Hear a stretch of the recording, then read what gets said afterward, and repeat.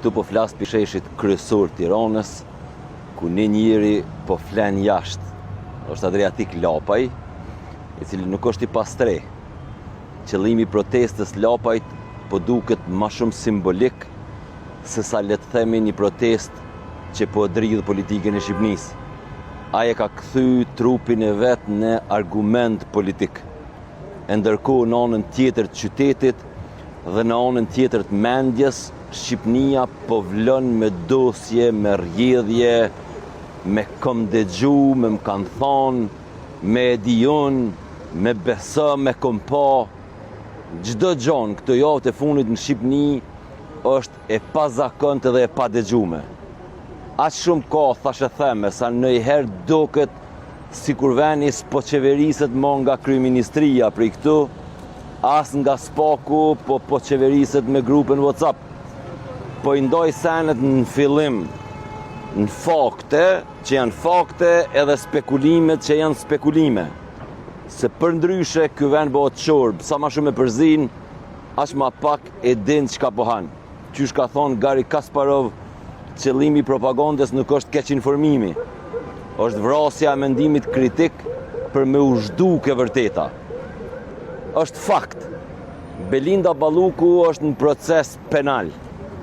Ka akt akuzë të ngritur prej Spakut që kërkon hapa tjerë procedural. Jo njek disa hapa, gjykata kushtetuese e ka pezullu pezullimin që Spaku ja ka bë Belinda Ballukut edhe topi ka kalu te kuvendi, sepse Spak ka kërku Belinda Ballukut me ja marrë imunitetin. Një komision i partisë i udhëheqëm për Partisë Socialiste e ka bloku ose e ka suspendu këtë proces për një kohë. Kjo është fakt, nuk është opinion. Belinda, le të themi kushtimisht, ka shkelqyr zgjedhjet e fundit duke siguru numër rekord mandatesh për Partinë Socialiste. Në Fier, 12 mandate i ka fitu Partia Socialiste si kur me parë në historinë e saj.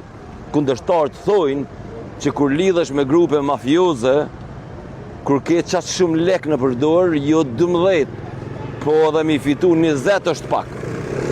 Provova me gjetë dikon, për nuk arrita me verifiku spekulimin që po qarkullon në mediat ndryshme, që Belinda Ballukut i janë gjetë 300 banesa edhe 2 jahte në pronësit saj. Pra kjo vazhdon me konë spekulim, po që tash e gjithë Tirana, gjithë Shqipnia, po flet për këtë temë.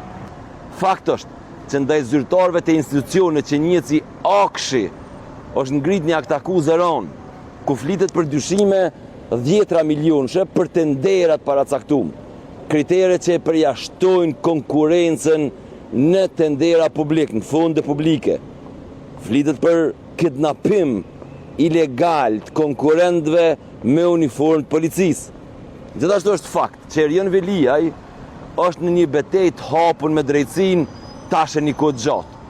Fakt është që Arben Ahmetaj është jashtë Shqipënisë edhe jep intervista për media pe atjet ku drejton gishtin sa në një anë, sa në anën tjetër. Disa pe akuzave ti që i ka bo në televizionin syri, nuk e dia janë përdorur për Spakut, apo i ka pas Spaku më herët, mirë po përfundojnë me kanë akt akuza.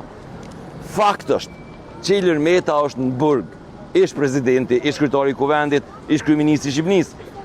Fakt është gjithashtu që Sali Berisha hetohet, sikur ka qenë kryeministër i ka favorizu njerëz të tij të afërm, edhe është vendos me një masë që e detyron me u paraqit rregullisht te organet e drejtësisë. E këtu fillon edhe çudia. Për herë të parë, pas shumë vitesh, Shqipnia i ka pothuajse krejt figurat kryesore, këto që janë politik tash 20-30 vjet, në një raport çuditshëm, le të themi kafkesk me drejtësinë. Disa janë të pandehur, disa janë të akuzum, disa janë të kërkum, disa të ratison, disa janë në burg, disa me masat sigurisë. Kurse disa gjykum publikisht hala ende pa u gjyku në për procedurë të rregull gjyqësore. Këto janë dy gjona. Ose drejtësia ka nis me prek pushtetin, ose pushteti ka nis me hangër veten. Ose ma e frikshmja e vërteta është të dyja këto bashk. Tash, kush po i bën këtu, kush po i lëviz këto gjona? Kush po i shtyn përpara këto procese? Kush po i rrjedh informatat në media? A është spaku i lirë, a është vegël? Apo pastrohet shteti, apo ndahet pazari? Këto janë spekulime dhe unë s'kam pse me i shit si certifikata të vërtetësisë. Ama e dini sen, kur një vend prodhon çdo ditë zbulime, skandale, dosje, bomba, kundër bomba, atëherë nuk është më informacion, është klim, është psikoz, e cila po dominon Tiranën edhe Shqipëninë tash e disa muaj. E klima e Shqipënisë është mosbesim total. Protestat më të fuqishme janë protestat paqësore. Jo se janë të buta, po se janë të forta, sepse kërkojnë disiplinë, kërkojnë vetë kontroll, kërkojnë që me i thonë policit qëtu kur ta shesh që nuk jam armik i yti, jam qytetari i yti. Në Ballkan kena shembuj konkret ku me protesta paqësore, insistuse, bëhet ndryshimi. Maqedonia, le të themi, e bombave të Zaevit. Presioni ka pasardhë prej zbulimeve edhe prej turpit publik që ju ka pas shkaktu qeverisë Gruevskit. Prej njerëzve që dolen, u ulen, bon kamp, e majtën tensionin pa e djegë kryeqytetin. Ajo është protesta që e rrezikon regjimin.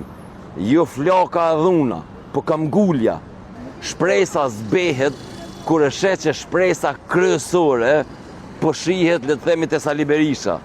Jo pse Berisha s'ka energji, se nështë edhe ka, përkundër faktit që i ka 80 e diçka vjet. Po pse Berisha, për shumë njerëz, nuk e personifikon të ardhmen. Berisha është një farë flashback. Një vend ses përpara me epizodet kalume, me traumat kalume. Tash pyetja finale, cili është fati i Edi Ramës? A ka me i dorëzu këta njerëz, Belindën edhe tjerët, a ka me i sakrifiku, a ka me i dhonë këta njerëz të i dhonë ndërheqje? Ndërheqja në Ballkan është kafshë rrallë, këtu njerëz t'japin ndërheqje vetëm kur s'kan mo karrig ku mu ullë. Rama realisht i ka 3 opsione para vetës. E para, mi mbrojt vetë edhe me shpall drejtësinë armik. E dyta, me lshu disa, me u bë pastrus për me shpetu vetën. Edhe e treta, me zvarrit kohën derisa publiku të lodhet e ti harroj që i ka harru dhe plot afera tjera.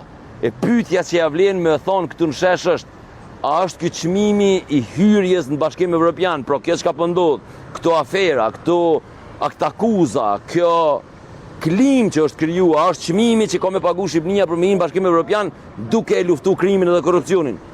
Sepse ka pas edhe vende tjera që kanë hyrë në Bashkimin Evropian para Shqipënisë që e kanë pagu këtë çmim. Kroacia ka pas epokën e skandaleve edhe dënimeve për korrupsion në një kohë gjatë.